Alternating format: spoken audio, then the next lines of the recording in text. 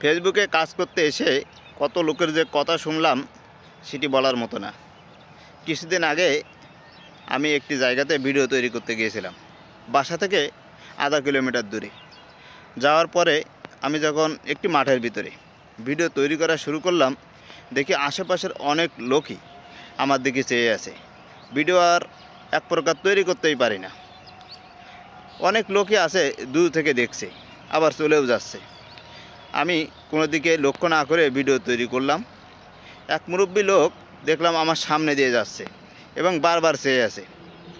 এই মুরব্বী লোক আমি আগেও লক্ষ্য করেছি, প্রথম যখন আমি ওই দিকে যাচ্ছিলাম তখনই সে আমাকে লক্ষ্য করছে এবং তার কোনো কাজ না থাকাতেও সে আমার পাশ দিয়ে বারবার যাওয়া আসা করছে। যখন আমি ভিডিও তৈরি করে মাঝ পর্যায়ে পৌঁছালাম, মানে আরও কিছু ভিডিও তৈরি করব এই সিদ্ধান্ত নিচ্ছি, ড্রেস চেঞ্জ করছি, তখন এক মহিলা দেখি আমার পাশ দিয়ে যাচ্ছে। ইনিও আমি লক্ষ্য করেছিলাম যে আমি যে সময় ওইদিকে যাই সেও আমার দিকে দেখছে।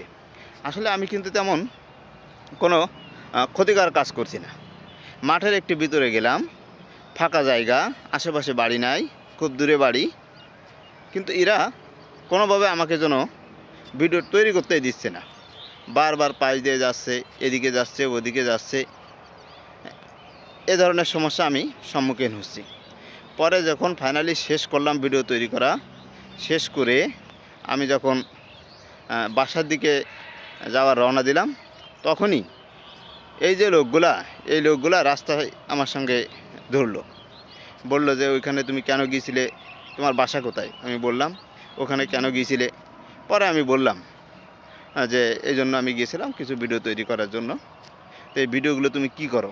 আমি বললাম যে আমি ফেসবুকে আপলোড করব বা ইউটিউবে আপলোড করব।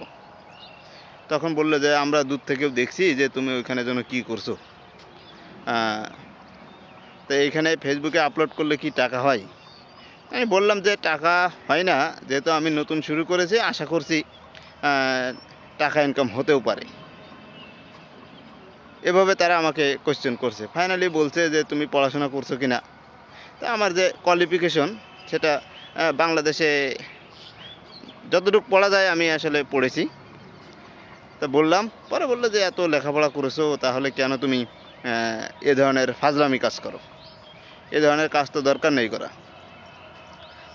এটি বোকামি ছাড়া আর কিছু না।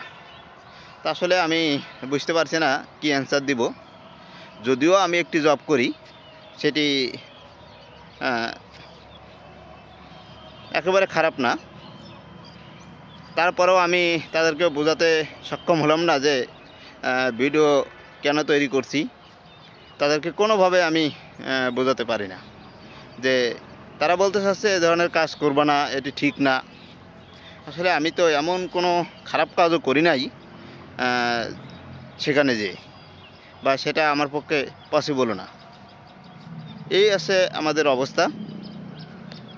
আপনাদের সামনে কিছু ইনফরমেশন শেয়ার করলাম যেটা আমার ক্ষেত্রে হয়েছে ভিডিও তৈরি করা নিয়ে।